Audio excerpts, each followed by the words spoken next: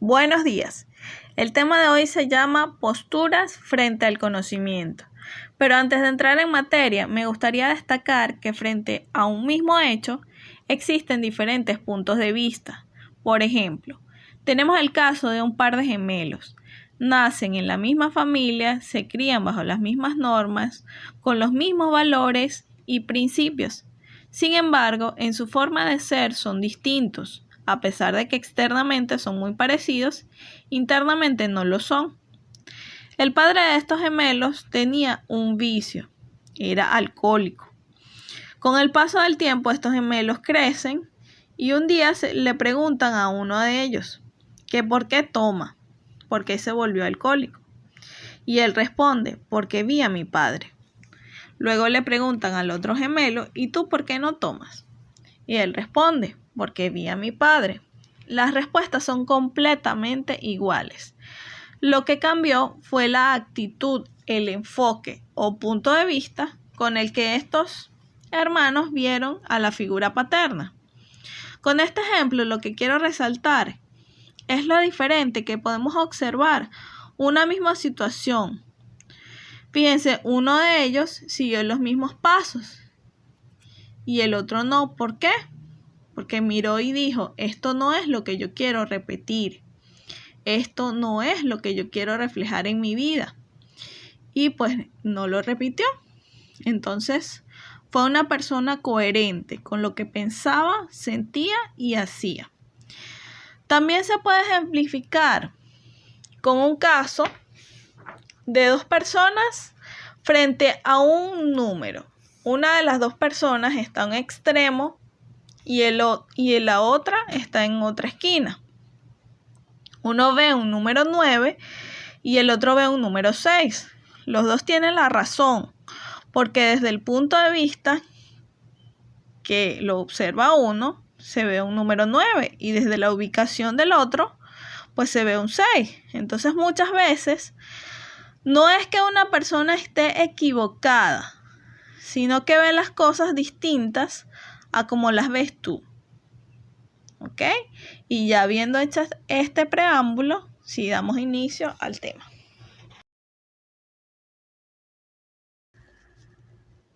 Posturas frente al conocimiento.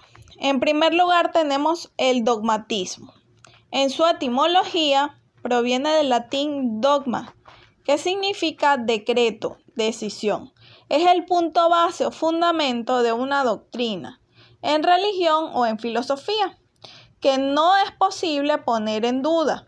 El dogmatismo promueve verdades que considera irrefutables, es decir, que ya fueron examinadas y comprobadas bajo ciertos criterios categóricos. Por ejemplo, el dogmatismo considera que existen verdades irrefutables. Un caso de ello es el valor del número pi. Es 3, 14, 16. Aquí en Venezuela, en Estados Unidos, en la China y en Pekín. En cualquier lugar, ¿ok? Otro ejemplo de eso es la fórmula del agua. H2O. Ese valor es el mismo en cualquier parte del mundo. No, que para mí es Na. No, señor, eso no es. No, que para mí es NH3. No, eso es amoníaco. Entonces, hay verdades que no varían. Algunas veces la verdad va a depender del punto de vista, pero otras no. Otras veces va a depender del término medio. Y esto a veces también es cierto. A una persona le gusta el chocolate caliente. A la otra le gusta el chocolate frío. Se hace un chocolate tibio y problema resuelto. Pero esto no siempre es así. La capital de México es el DF. Llega una persona y dice, no, yo pienso que es Tijuana. Llega otro y dice, no, pero en la mitad, en el centro, queda Durango. Vamos a decir que la capital es Durango. Yo pienso que es Durango. Y resulta que no, a veces la verdad está en un extremo. Por lo tanto, ni todo es opinable, ni la verdad siempre es el término medio. Hay verdades absolutas en todas las ramas de las ciencias, verdades indiscutibles. Las características del dogmatismo son las siguientes. Posee confianza total en la razón humana. No admite duda ni preguntas. La razón es el medio para captar la verdad, es decir, la razón de ser de las cosas. Afirma que existe una relación entre el sujeto y el objeto. Expone verdades que son indudables y que no son sometidas a cualquier tipo de revisión o crítica. Uno de los representantes más importantes del dogmatismo fue Sócrates con la mayéutica.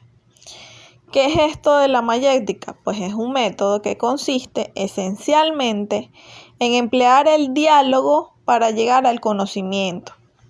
La idea básica del método socrático de enseñanza consiste en que el maestro no inculca al alumno el conocimiento, pues rechaza que su mente sea un receptáculo o cajón vacío en el que se puedan introducir las distintas verdades. Para Sócrates es el discípulo quien extrae de sí mismo el conocimiento. Este método es muy distinto al de los sofistas. Los sofistas daban discursos a partir de ellos, esperaban que los discípulos aprendiesen. Sócrates, mediante el diálogo y un trato más individualizado con el discípulo, le ayudaba a alcanzar por sí mismo el saber.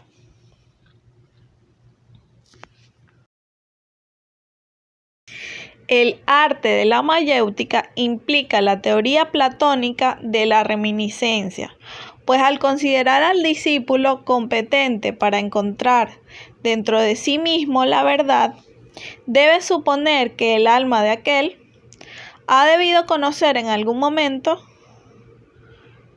antes de hacerse ignorante. Se incluye, pues, a Sócrates dentro del dogmatismo porque éste entiende que el conocimiento sí es posible y no cuestionable. La verdad está dentro del sujeto. Este debe recordar las ideas que su alma contempló en otro mundo a través del método mayéutico. Sócrates está incluido dentro del dogmatismo porque éste entiende que el conocimiento es posible y no cuestionable. La verdad está dentro del sujeto. Este debe recordar las ideas que su alma contempló en otro mundo a través del método mayéutico. Otro de los representantes del dogmatismo es Platón con su mito de las cavernas. Este describe a unos hombres que desde niños fueron encadenados para vivir en el fondo de una cueva, dando sus espaldas a la entrada de esta, atados de cara a la pared. Su visión era muy limitada, por lo tanto lo único que veían era la pared de esa cueva, sobre la que se reflejan modelos de animales, sombras de animales, objetos que pasan delante de una gran fogata. Con la ayuda de un hombre del exterior, uno de ellos se escapa. El camino a la salida es difícil, pero finalmente sale a la luz del día. Esta luz lo deslumbra, le produce una ceguera momentánea y dolor.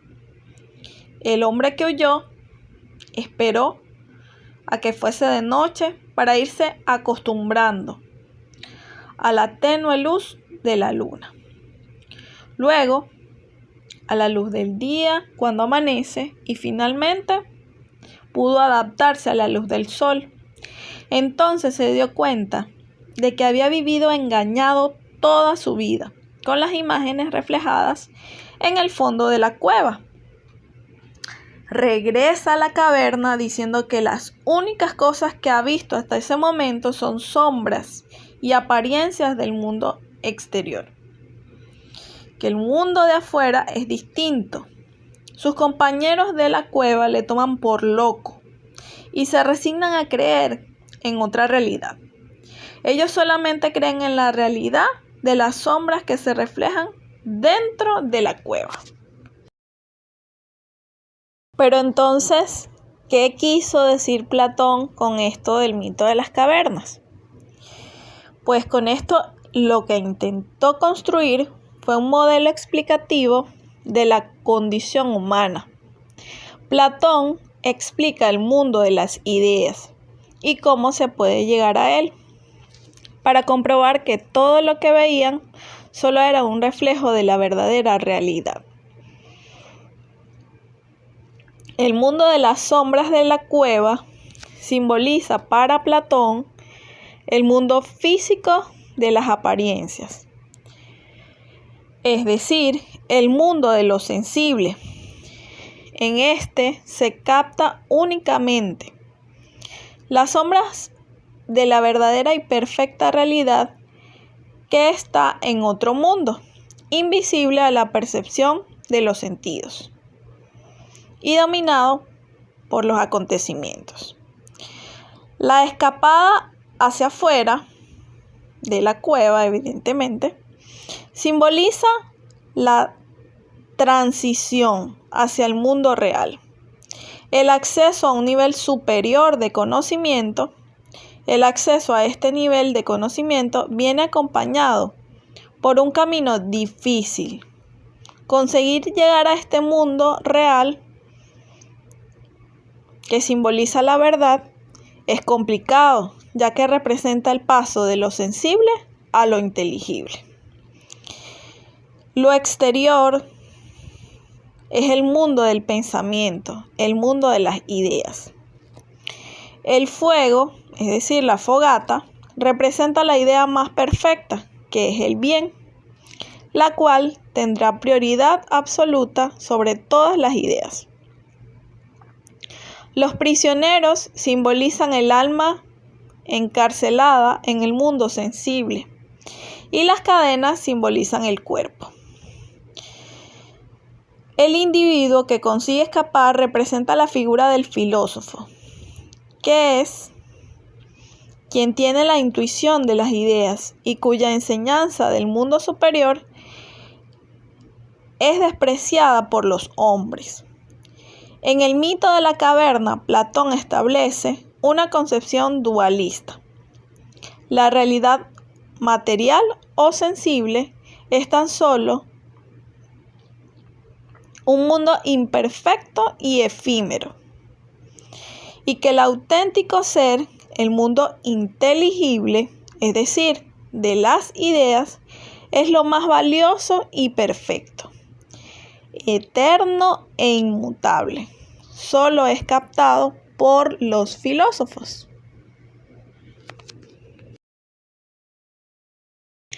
En segundo lugar, tenemos el escepticismo. ¿Qué es el escepticismo? Pues es esta postura que pone en duda la posibilidad del conocimiento de la realidad. Proviene de escépticos, que significa examinar, el que observa sin afirmar, que duda de lo que está probado o es incuestionable. Las características del escepticismo son las siguientes. Tiene como fundamento una actitud de cuestionamiento permanente. En esta postura, el saber es considerado verdadero solo si es puesto en tela de juicio. La actitud intelectual es dubitativa. Es una actitud de indagar constantemente. Enfoque lleno de desconfianza, es decir, de duda. Luego de esa duda se crea una hipótesis. Luego se comprueba o se rechaza. Como podemos notar, el escepticismo es opuesto al dogmatismo, debido a que aquí no se confía en verdades absolutas e irrefutables, sino que se ponen en duda, las cuestionan. El representante más importante del escepticismo y además su fundador fue Pirrón de Elis. Aunque existieron muchos otros precursores, este es su fundador. El escepticismo es una forma de vida que el filósofo elige. No es simplemente un discurso teórico, sino también una práctica de liberación personal cuya finalidad es lograr alcanzar la felicidad.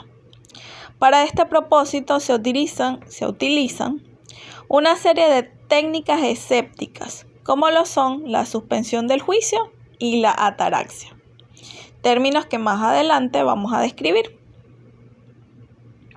Una vez conseguido esto, se produce una transformación en la visión del mundo y en su relación con él, que podría definirse como indiferencia. El escepticismo, después de examinar cuidadosamente todas las proposiciones, concluye que no hay ninguna verdad que se pueda considerar definitiva, por lo que recomienda la suspensión de todo juicio, es decir, la epogé. Una vez suspendido el juicio, el siguiente paso es conseguir la ataraxia, es decir, la serenidad del ánimo, la imperturbabilidad necesaria para poder llegar a la felicidad. Pero la suspensión del juicio no quiere decir que haya que abandonar toda investigación ni toda crítica. En tercer lugar tenemos el positivismo. El positivismo se presenta como la exaltación romántica de la ciencia, como pretensión de servir como única religión auténtica y por tanto como el fundamento posible de la vida humana, individual y social. El positivismo acompaña y provoca el nacimiento y la afirmación de la organización técnico-industrial de la sociedad, fundada y condicionada por la ciencia. Expresa las esperanzas, los ideales y la exaltación optimista que han provocado y acompañado esta fase de la sociedad moderna.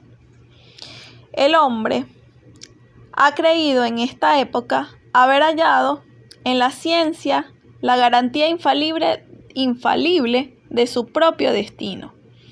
Por esto, ha rechazado por inútil y supersticiosa toda alegación sobrenatural y ha puesto lo infinito en la ciencia, encerrando en las formas de la misma la moral, la religión, la política, la totalidad de su existencia. El precursor del positivismo se llama Augusto Comte, quien considera que la humanidad atraviesa por 3 etapas: la teológica, la metafísica y, por último, la positiva. Esto también es conocido como la ley de los 3 estados. En primer lugar, el estado teológico, asociado a la fantasía. En segundo lugar, el estado metafísico. Allí la razón reemplaza a la fantasía. Y por último, el estado positivo o real. Construye el saber fundamentalmente en la experiencia, en la observación. Comte propone que la ética es la séptima ciencia y que es la fundamental de todas las otras ciencias. La primera sería la matemática, la segunda, la astronomía, la tercera, la física, la cuarta, la química. En quinto lugar tendríamos la biología y en sexto lugar la sociología. Características del positivismo. Valora la ciencia, valora lo útil, no es absolutista, se cree en verdades prácticas y convenientes. La ciencia tiene criterio de verificación. En cuarto lugar, tenemos al racionalismo. Este tiende a reconocer como fundamento del conocimiento a la razón, a los procesos abstractos derivados de la actividad pensante. Afirma que únicamente por medio de la razón se obtiene el conocimiento y, en consecuencia, todo el conocimiento es eminentemente racional. La realidad es aprendida por la capacidad pensante, intelectual y racional. Es a través de la certeza obtenida por la reflexión y por la indagación intelectual como se obtiene la verdad. Su principal exponente es el señor René Descartes. Para Descartes, el conocimiento se origina con la obtención de una idea clara y distinta. Pienso, luego existo. Cogito ergo sum, en latín. Afirma, a esta verdad fundante de su pensamiento llega después de sumergirse en el fondo de su conciencia, examinando una por una las certezas válidas hasta ese momento. Las características del racionalismo son las siguientes. Proviene del latín ratio, es decir, razón. Posee plena confianza en la razón humana. La mente humana no es una tabla rasa. Plantea que existen ideas, conocimiento previo. Posee claridad y concisión. Presenta evidencias. Es deductivo. Si hay conocimiento universal, si hay certezas absolutas, hay un orden, se prescriben normas, es analítico y es jerárquico, es decir, se enumera.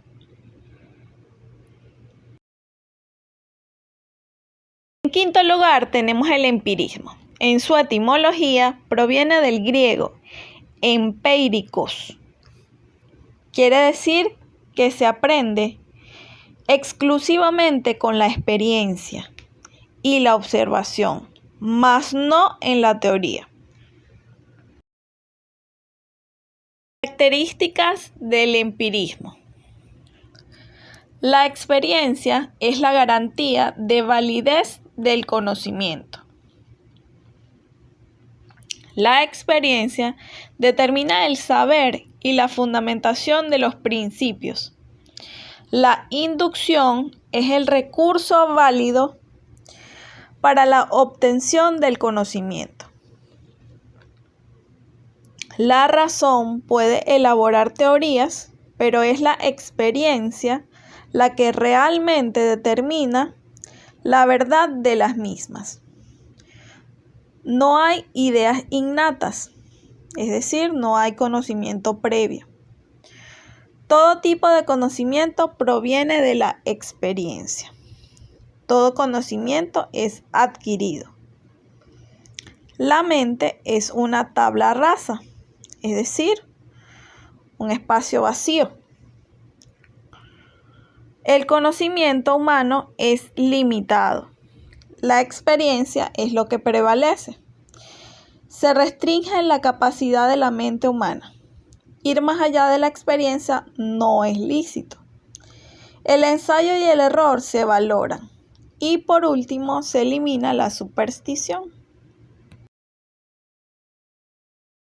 En sexto lugar, pero no menos importante, tenemos el idealismo.